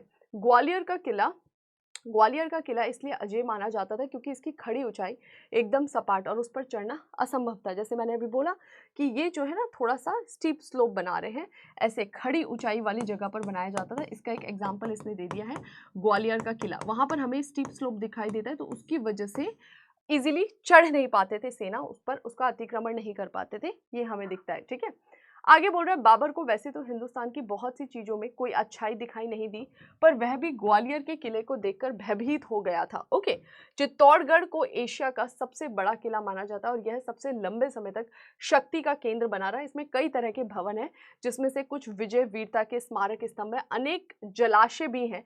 इस किले के प्रधान सेनापतियों सैनिकों के साथ अनेक वीर गाथाएं जुड़ी हुई हैं। इसके अलावा इसमें कई स्थल है जो यहाँ नर नारियों के त्याग, तपस्या, बलिदान को प्रदर्शित करती हैं। तो दो अगर मजबूत किलों की बात करें तो बात करें यहाँ पे ग्वालियर फोर्ट की और दूसरा चित्तौड़गढ़ फोर्ट की, तो ये भी तो एक स्थापत्य है ना उसी टाइम पीरियड का। ओके, अब आ जाते हैं मीनारे। तो अभी आपने किला दुर्ग के बारे में पढ़ा, अब आते हैं हम मीनारों के बारे में, देखते हैं राइटर क्या बोलता है। मीनार बेसिकली क्या होता था, एक पतला लंबा स्ट्रक्चर होता था इस तरह का। ये कौन सा मीनार है कमेंट सेक्शन में बताइए। दो मीनार की यहाँ पर मैं बात करूंगी, एक दिल्ली का कुतुब मीनार और दूसरा है दौलताबाद किले में चांद मीनार। ये चांद मीनार है। तो बेसिकली ये 4 फ्लोर है और जो दिल्ली का कुतुब मीनार है उसके टोटल 5 फ्लोर है, अलग अलग समय पर वो बनाया गया। इन मीनारों का दैनिक उपयोग नमाज और इबादत के लिए अजान लगाना था। तो बेसिकली ये जो मीनार बनाए जाते थे, इन मीनार का प्रयोग क्या था, नमाज या अजान के लिए इबादत। ठीक है, तो ये भी एक स्ट्रक्चर ही हो गया ना जो किससे जुड़ा हुआ है, धर्म से जुड़ा हुआ है। अब इसमें क्या है, एक कला ही है ना, देखो किस प्रकार से इसको खड़ा किया गया है। ठीक है, आगे बोल रहा है तथापि इसकी असाधारण आकाशीय ऊंचाई शासक की शक्ति का प्रतीक थी। जितना ऊंचा मीनार बना रहे हो वो आपकी पावर को भी दर्शाता है, उसके विरोधियों के मन में भय पैदा करती है, चाहे वो विरोधी समानार्थी हो या अन्य किसी धर्म के अनुयायी हो। तो बोल रहा है कि ये जो मीनार है ना, ये भी एक और काम आ रहा है, शक्ति प्रदर्शन के काम आ रहा है। तो एक तो ये धर्म से जुड़ा हुआ स्ट्रक्चर है और दूसरा शक्ति प्रदर्शन के भी काम आता है। और शक्ति प्रदर्शन क्या दिखाता है, मतलब कैसे मीनार अपनी शक्ति दिखाते हैं, तो इसकी ऊंचाई इसका शक्ति का प्रदर्शन करती है। जितनी ऊंची मीनार उतना माना जाएगा शक्तिशाली है शासक। ठीक है, कुतुब मीनार का संबंध दिल्ली के ख्वाजा कुतुबुद्दीन बख्तियार काकी से जोड़ा जाता है। 13वीं सदी में बनाई गई यह मीनार के बारे में डिटेल दे रखा है। 234 फुट ऊंची है, इसकी 4 मंजिलें जो ऊपर की ओर क्रमशः पतली संकरी होती चली गई है, बहुभुजी वृत्ताकार रूपों का सम्मिश्रण है, ये सब बता रखा है। ठीक है, अब इस पे बोल रखा है कि किस तरह की नक्काशी की गई है, वही फूल पत्ती इस तरह की नक्काशी हमें इस समय दिखाई देती है। चांद मीनार 15वीं शताब्दी में बनाई गई, 210 फीट ऊंची है। ठीक है, इसका बाहरी भाग कभी पकी हुई टाइलों पर बनी द्विरेखीय सज्जा पट्टी और बड़े बड़े अक्षरों में खुदी हुई कुरान की आयतों के लिए प्रसिद्ध था। तो ये थोड़ा सा आप लोग हाईलाइट कर लीजिएगा, स्टार बना लीजिएगा अपने बुक में कि भाई यहाँ पर सजावट के लिए क्या करें, कुरान की आयतें उकेरी गई हैं टाइल्स पर। यद्यपि यह मीनार एक ईरानी स्मारक की तरह दिखाई देता है, इसमें बहुत ज़्यादा इन्फ्लुएंस है ईरानी स्मारक का, लेकिन फिर भी इसके निर्माण में दिल्ली और ईरान के वास्तुविदों का और स्थानीय कलाकारों का भी हाथ है। अब देखो ये ध्यान रखो, भले ही कोई और कला का उस पर इन्फ्लुएंस हो, लेकिन उसको बनाने वाला कौन है ना, उसका भी इम्पैक्ट पड़ जाता है। ठीक है, तो यहाँ पर 2 फेमस मीनार की बात की गई है, एक कुतुब मीनार और दूसरा जिसको बोल रहा है ये क्या, चांद मीनार बोल रहा है। ठीक है, चांद मीनार। ओके, तो ये आपने और स्थापत्य पढ़ा, समझ में आ रहा है ना। चलो आगे बढ़ जाते हैं। नेक्स्ट मकबरों के बारे में बात कर रहा है। शासकों और शाही परिवार के लोगों की कब्रों पर विशाल मकबरे बनाना मध्यकालीन भारत की एक लोकप्रिय रिवाज हमें दिखाई देता है। ऐसे मकबरों के कुछ सुप्रसिद्ध उदाहरण हैं, दिल्ली का गियासुद्दीन तुगलक, हुमायूं अब्दुल रहीम खान खाना और आगरा स्थित अकबर व इत्मादौला के मकबरे। तो मकबरा क्या स्ट्रक्चर होता था आप सभी को पता है, अभी मैंने आपको बताया कि भाई इस तरह से शाही परिवार से संबंधित जो लोग होते थे उनके दफनाए जाने वाली जगह पर ये बनाया जाता था। यह सोचकर बनाया जाता था कि मजहब में सच्चा विश्वास रखने वाले इंसान को क़यामत के दिन इनाम के तौर पर सदा के लिए जन्नत भेज दिया जाएगा। तो इस सेंस में इसका निर्माण कराया जाता था। ओके, जहाँ हर तरह के ऐशो आराम होगा। तो ये एक समय आएगा जब उस जगह पर जा पाएंगे। ठीक है, इसी स्वर्ग प्राप्ति की कल्पना को लेकर मकबरों का निर्माण किया जाने लगा। तो बेसिकली ये किस उद्देश्य से बनाया जाता था? स्वर्ग प्राप्ति के लिए। और बचपन में जब मैंने पढ़ा था मकबरों के बारे में, और मुझे इतना नहीं डिटेल पता था, और मुझे लगता था कि कई सारे ऐसे शासक हैं जिन्होंने खुद अपने मकबरे बनवा दिए मरने से पहले। तो मेरे को लगता था अरे कैसे मरने के पहले मकबरा, लेकिन फिर बाद में पता लगा कि एक रिलीजियस इससे थॉट जुड़ा हुआ है कि मकबरे वाले को थोड़ा सा स्वर्ग प्राप्ति में चीज़ें इजी होती हैं, इसलिए वो पहले ही इसको प्रोसेस करना चालू कर देती थी। ठीक है, आगे बोल रहा है कि एक आपका जो ताजमहल है वो भी ऐसा ही स्ट्रक्चर है। ताजमहल में पाते हैं कि यहाँ पर भी पूरा इसी पर्पसली बनाया गया है ना। ठीक है, सराय, अब सराय क्या होती है? नेक्स्ट राइटर बात करता है किसकी? सराय की। सराय के बारे में हम ऑलरेडी डिस्कस कर चुके, बस इसको ही थोड़ा सा ये हाईलाइट कर दे रहा है, तो एक एक पॉइंटर्स देखते हुए हम निकलेंगे आगे। ठीक है, सराय मध्यकालीन भारत की एक अत्यंत दिलचस्प परंपरा थी। भारतीय उपमहाद्वीप के शहरों में आसपास में बनते हुए दिखाई देती है। सराय आमतौर पर किसी वर्गाकार या आयताकार भूमि खंड पर बनाई जाती थी। उनका प्रयोजन भारतीय विदेशी यात्रियों, तीर्थयात्रियों, सौदागर, व्यापारी आदि को कुछ समय के लिए ठहरने की व्यवस्था करना। तो जनरली जो सराय होती थी वो ठहरने की व्यवस्था वाला स्थान होता था, कि ये जो लोग मूव कर रहे हैं ना, इनके ठहरने की व्यवस्था करना जनरली राजा ही ये बनवाता था। और अगर हम इसमें आर्किटेक्चर की बात करें तो हमें दिखाई देता है ये वर्गाकार और आयताकार बनाया जाता था, जहां पर लोग स्टे कर सकते थे। और कौन स्टे करेगा? जो लगातार मूव कर रहे हैं, उसमें यात्री भी हो सकते हैं, व्यापारी भी हो सकते हैं। ठीक है, आगे बोल रहा है कि दरअसल ये सराय आम लोगों के लिए होती थी और वहाँ विभिन्न सांस्कृतिक पृष्ठभूमि वाले लोग कुछ समय के लिए इकट्ठे होते थे। और एक एग्जैक्ट मैं बोलूँ तो सराय आगे चल के सांस्कृतिक विचार आदान प्रदान का स्थान बन गया, क्योंकि यहाँ पर ऐसा तो नहीं कोई एक ही व्यक्ति किसी भी धर्म का, किसी भी वर्ग का, किसी भी काम को करने वाला आके ठहर सकता था। तो आगे चल के यही सराय सांस्कृतिक और वैचारिक आदान प्रदान का केंद्र बन जाएंगे। वैचारिक आदान प्रदान का केंद्र बन जाएंगे। ठीक है, यहां तक आई होप सबको क्लियर हो गया होगा। ठीक है, चलो, लोगों के लिए इमारतें, कई सारी ऐसी इमारतें हमें दिखाई देती हैं। बोल रहा है कि मध्यकालीन भारत का वास्तुकलात्मक अनुभव राजे, रजवाड़ों या शाही परिवारों तक ही सीमित नहीं रहा, बल्कि समाज के सामान्य वर्गों द्वारा और उनके लिए भी सार्वजनिक निजी तौर पर भवन बनाए जाते थे। ठीक है, तो केवल इस तरह का ही नहीं, बोल रहा है सार्वजनिक और निजी तौर पर भी हमें कई सारे चीज़ें दिखाई देती हैं। इन इमारतों में रिहायशी इमारतें होती थी, मंदिर, मस्जिद, खानकाह, दरगाह, स्मृति द्वार, भवन के मंडप, बाग, बगीचे, बाजार सम्मिलित थे। इस तरह का स्ट्रक्चर भी हमें इस समय दिखाई देता है। ठीक है, ये थोड़े से पिक्चर्स को आप देख लेंगे। ये मांडू जो है वहाँ की बात कर रहा है, मध्य प्रदेश में पड़ता है। इसका एक पिक्चर यहाँ पर दिखा रहा है, इसको भी आप चेक कर लेंगे। ओके, ये सारे देखो, होशंगाबाद का मकबरा, ठीक है, हिंडोला महल, तो ये सब आर्किटेक्चर को शो कर रहा है। और ये आपका होमवर्क है जो इस तरह से दे रखा है ना वर्टिकली। एक्चुअली क्या है, ये वाला जो बॉक्सेस में दिया है ना, ये एक स्पेसिफिक किसी चीज़ को हाईलाइट करता है। तो ये मैं आपको होमवर्क दे रही हूँ, इसको आपको अच्छे से पढ़ना है। मांडू के बारे में बहुत डिटेल से बताया गया है, तो इसको सारे बच्चे पढ़कर आएंगे। कहीं कोई डाउट होगा तो पूछ लेना। ठीक है, आगे बढ़ जाता है राइटर। ठीक है, एक मदरसा जिसे अशरफी महल कहा जाता है, इस समय खंडर की हालत में सुनसान पड़ा हुआ है। होशंगाबाद का मकबरा एक शानदार इमारत है। इसमें सुंदर गुंबद, संगमरमर की जाली का काम, मीनारे, बुर्जे देखने को मिलती है। तो कई सारे ऐसे मकबरे हैं जो फिर धीरे धीरे डैमेज हो जाते हैं।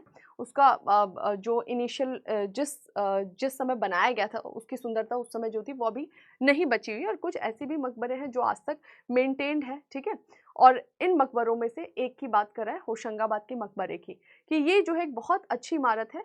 यहाँ पर बहुत सुंदर सा गुंबद बनाया गया है।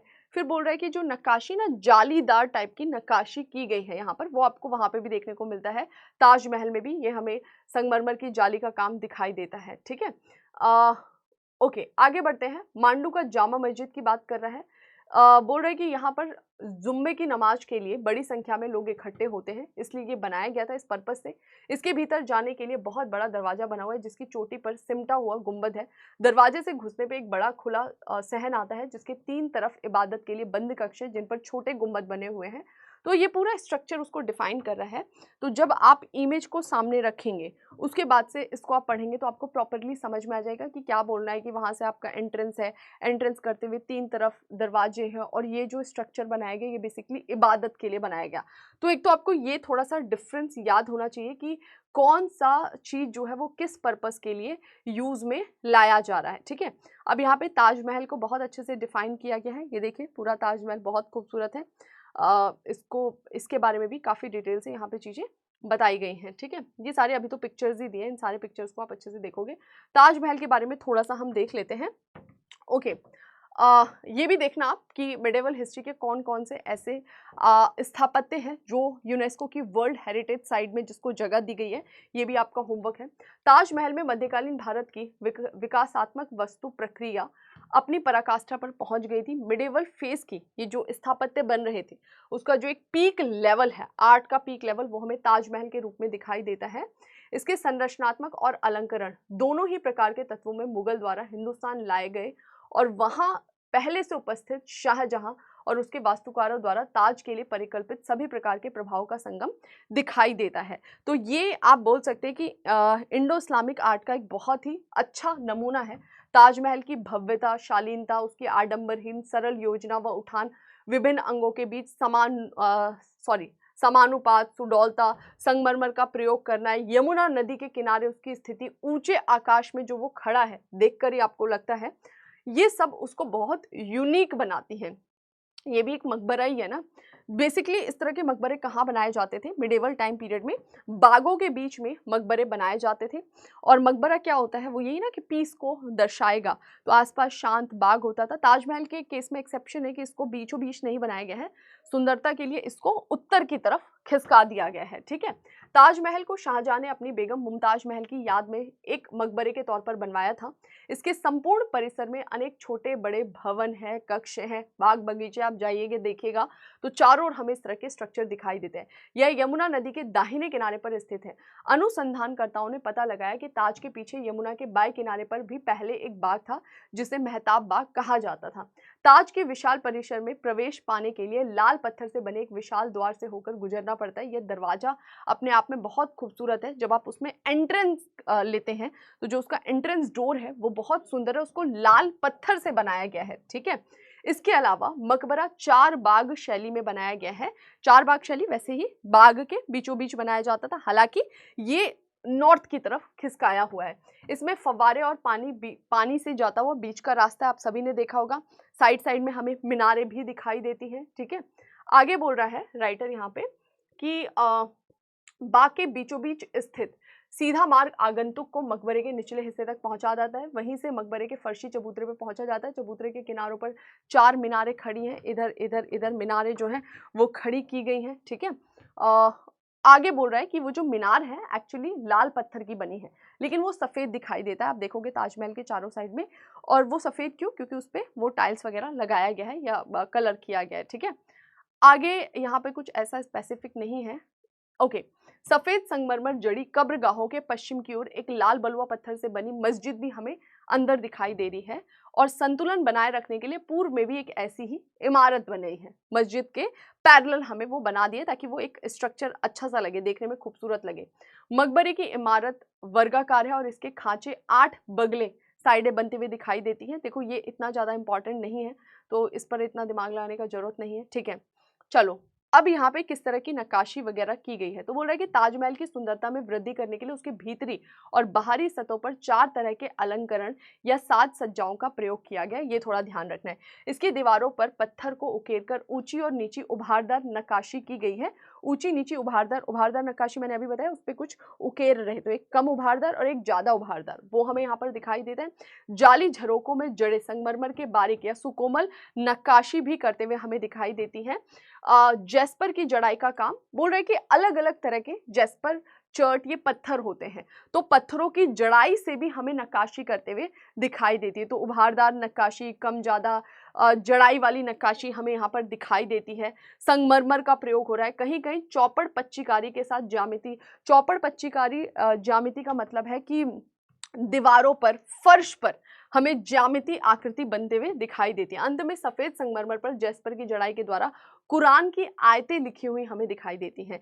इस सुंदर लिखावट से दीवारों की सुंदरता में 4 चांद लगा हुआ हमें दिखता है। ठीक है, तो ये थोड़ा सा ताजमहल के बारे में आप लोग देख लेंगे। बेसिकली इनका काम पता होना चाहिए कि किस पर्पज से बनाया गया था। ये भी आपका होमवर्क है, इसको आप लोग पढ़कर आएंगे। बॉक्स में दिया गया है, गोल गुंबद कर्नाटक के बारे में बताया गया है।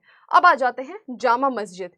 मस्जिद भी एक स्ट्रक्चर है, ये भी एक स्थापत्य है। नेक्स्ट हम चलते हैं, यहाँ पर देखते हैं, और इसमें स्पेसिफिक किसकी बात कर रहा है? जामा मस्जिद की बात कर रहा है। ठीक है, तो ये किससे जुड़ा हुआ स्ट्रक्चर है? धर्म से जुड़ा हुआ ही स्ट्रक्चर हमें दिखाई देता है। ठीक है, मध्यकालीन भारत में स्थान स्थान पर अनेक बड़ी मस्जिदें बनाई गई हैं, जहां नमाज आदि के लिए विशाल आंगन बनाए जाते हैं। तो बेसिकली मस्जिद जो वो किस पर्पज से बनाया जाता है कि इतने सारे लोग कहाँ पर इबादत करेंगे, तो इबादत के लिए विशाल आंगन की व्यवस्था इसमें की जाती है। इबादत के लिए विशाल आंगन की व्यवस्था यहाँ पर की जाती है। ओके, कि सब लोग आए और यहाँ पर आके ईश्वर की आराधना करें। यहाँ हर जुम्मे शुक्रवार को दोपहर बाद नमाज पढ़ने के लिए नमाजियों की भीड़ जमा होती है। ऐसी सामूहिक नमाज के लिए कम से कम 40 मुस्लिम व्यस्त पुरुषों का इकट्ठा होना जरूरी था। ये स्पेसिफिक बात कर रहा है किसकी? जामा मस्जिद के बारे में बता रहा है। ठीक है, शुक्रवार को नमाज के समय शासक के नाम से एक खुतबा पढ़ा जाता था, एक प्रोसेस था वहां पर। और मध्यकाल में एक शहर में जामा मस्जिद होती थी जो अपने नजदीक परिवेश के साथ साथ आम लोग यानी मुस्लिम और गैर मुस्लिम दोनों संप्रदाय के लिए जीवन का केंद्र बिंदु था। बोल रहे कि मस्जिद जो है एक दूसरा काम भी कर रही थी। वो क्या था? तो वो बोल रहा है कि जीवन का केंद्र बिंदु था। ये जीवन का केंद्र बिंदु का क्या मतलब है कि यहाँ पर इस तरह की इकोनॉमिक एक्टिविटी होती थी जिससे कि आम लोग जीवन यापन कर सकते थे। आम लोग जीवन यापन कर सकते थे। जैसे आपने देखा था साउथ इंडिया के बहुत सारे टेम्पल्स दिखाई देते हैं, और वो जो मंदिर था उसके चारों ओर इस तरह का विकास हुआ, जैसे कि वो मंदिर था, मंदिर को इतना डोनेशन मिल रहा था जिसकी वजह से जो मंदिर के ही पुजारी लोग थे उन्होंने बड़ी बड़ी ज़मीनें ले ली, उन्होंने व्यापार चालू कर दिया, उन्होंने सूद पर पैसा चलाना चालू कर दिया। तो मंदिर के अंदर ही एक पूरा का पूरा सिटी लाइक स्ट्रक्चर डेवलप हुआ, इकॉनमी के सोर्सेज आए, बहुत सारे लोग अलग अलग कामों में लगे। अभी भी देखो आप किसी मंदिर जाओ, मस्जिद जाओ, वहाँ पे कोई सामान बेचने वाले दिखाई देते, कोई फूल बेचने वाला होगा, कोई चादर चढ़ाने के लिए चादर बेच रहा होगा, अलग अलग चीज़। तो वो क्या इकॉनमी का सोर्स बन जाती है ना। तो बेसिकली यहाँ पर यही बोल रहा है कि मस्जिद जो है मिडेवल वाला जो टाइम फेज था वहाँ पे आम लोगों के जीवन पर भी इम्पैक्ट डाल रही थी, उनकी इकॉनमी के लिए वो सोर्स हो जाता था, आसपास लोग अपनी एक्टिविटी कर पाते थे। ठीक है, यहाँ इसका कारण यह था कि यहाँ धार्मिक और अप्रत्यक्ष रूप से राजनीतिक गतिविधियों के साथ साथ वाणिज्यिक सांस्कृतिक आदान प्रदान भी होता था।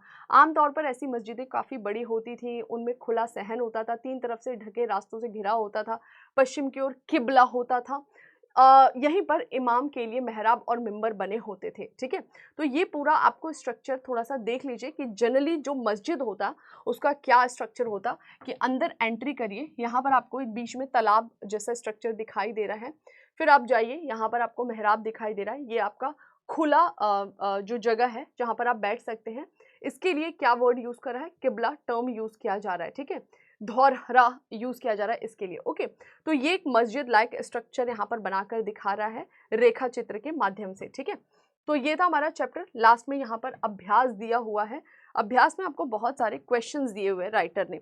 तो यहाँ पर जो ये क्वेश्चंस होते हैं ना, इस सबको आपको सॉल्व करना है। जैसे आप इंडो इस्लामिक या इंडो सार्सैनिक शब्दों से क्या समझते हैं, तो जैसे ही हमने क्लास के एंट्री की थी, एंट्री करते ही हमने देखा था कि किस तरह से मुस्लिम्स जो है 1 बाय 1 इंडिया में आ रहे हैं, इन्वेड नहीं, व्यापारी भी आ रहे हैं, कई सारे तीर्थयात्री भी आ रहे हैं। तो जब वो इंडिया में एंट्री कर रहे हैं, एंट्री करने के बाद से जो यहाँ के कला के साथ मिलकर एक नई कला का विकास हुआ, उस कला के बारे में भी हमने जाना कि किस तरह से रीजनल लेवल पर हमें कुछ कलाओं का विकास दिखाई दिया, फिर राजा महाराजा के स्तर पर भी हमें कला का विकास होते हुए दिखाई दिया, सल्तनत और मुगल फेज में। तो वहां से आप बताएंगे। ठीक है, ओके 13वीं शताब्दी में भारत में भवन निर्माण में कौन से नए प्रकार अपनाए गए? बोला 13 सेंचुरी में जो भवन बनाए जा रहे थे उनमें किस तरह की टेक्निक्स का यूज़ किया जाता है? तो अभी हमने देखा ना कि 13 सेंचुरी में हमें कि जो बजड़ी होती थी उसके दीवार मोटी दीवार बनाई जाती थी, भवन जो बनाए जाते थे उसमें मोटी दीवार बनाई जाती थी, उस पे फिर चूने से चिनाई की जाती थी, फिर उसमें किस तरह की नक्काशी की जा रही है संगमरमर से, पत्थर से, लाजवर्द मणि से, और उसमें किस तरह से सुलेखन किया जा रहा है, फूल पत्तियों का निर्माण, ये थोड़े से चेंजेस हमें इस टाइम पीरियड में दर्शाए जा रहे हैं। इंडो इस्लामिक वास्तुकला की 4 श्रेणियों का उल्लेख करें। अभी तो हमने देखा इंडो इस्लामिक वास्तुकला की 4 श्रेणियाँ कौन-कौन सी थी। एक आपने शाही शैली पढ़ी, ठीक है? फिर आपने मुगल शैली के बारे में पढ़ा, दक्कन शैली के बारे में पढ़ा, क्षेत्रीय शैली के बारे में पढ़ा, तो वो चारों आप इजीली यहाँ पे डिफाइन कर सकते हैं, ठीक है? इंडो इस्लामिक वास्तुकला का उद्भव और विकास कैसे हुआ? उद्भव में आप दर्शा दोगे कि 7th सेंचुरी से जो प्रोसेस चालू हुआ वो देख रहे हो आप किस तरह से 15-17 सेंचुरी में जाके अपने पीक पर पहुंच रहा है, तो आप दर्शाओगे वहां से और लेकर जाओगे कहाँ पर 15-17 सेंचुरी में, और कहाँ पर एंड कर देना ताजमहल वाला कि विकास किस तरह से हुआ, ठीक है? मांडू इस तथ्य को कैसे उजागर करता है कि मानव अपने आप को पर्यावरण के अनुरूप ढाल लेते, तो वो जो मांडू वाला पैराग्राफ है ना वो थोड़ा सा आप पढ़िएगा, वहां पर आपको काफी सुंदर तरीके से चीजें बताई गई हैं, ठीक है? तो बस ये कुछ और क्वेश्चंस हैं, इसको आई होप आप लोग देख लोगे, टाइम हो रहा है, नेक्स्ट क्लास भी है, इसको देख लीजिएगा, कहीं कोई डाउट होगा तो आप मुझे बताइएगा। तो ऑलमोस्ट अगर आप एनसीईआरटी ढंग से पढ़ रहे हैं ना, पढ़ते हुए एक एक शब्द पर ध्यान दे रहे हैं, जैसे आज हमने जो भी पढ़ा, अगर आप एक एक वर्ड्स पर ध्यान दे रहे हैं तो आप इस स्थिति में होंगे कि ईजिली इन क्वेश्चन के आंसर को दे सकते हैं। तो यहाँ से हमने स्टार्ट करा था, इस सारी चीज़ों को आप लोग रिवाइज कर लेंगे, कहीं कोई डाउट है तो आप लोग कॉमेंट सेक्शन में बता देंगे। हमारा जो पार्ट 1 वाला बुक था वो कंप्लीट हो गया है, इसको आप रिवीजन दीजिएगा, मल्टीपल टाइम रिवाइज करिएगा, और अब हम स्टार्ट करने वाले हैं पार्ट 2 वाली बुक, ठीक है? तो वो स्टार्ट होगी नेक्स्ट वीक से। बाकी कोई डाउट है तो आप कमेंट सेक्शन में पूछ सकते हैं, वीडियो अच्छी लगती है तो प्लीज़ वो भी अपना फीडबैक दीजिए, कोई प्रॉब्लम है वो भी फीडबैक दीजिए। तो चलिए फिर आज के सेशन को यही रोकते हैं, मिलते हैं नए सेशन में कुछ इन्फॉर्मेशन के साथ, तब तक अपना ध्यान रखिए, रिवीजन करते रहिए। Thank you.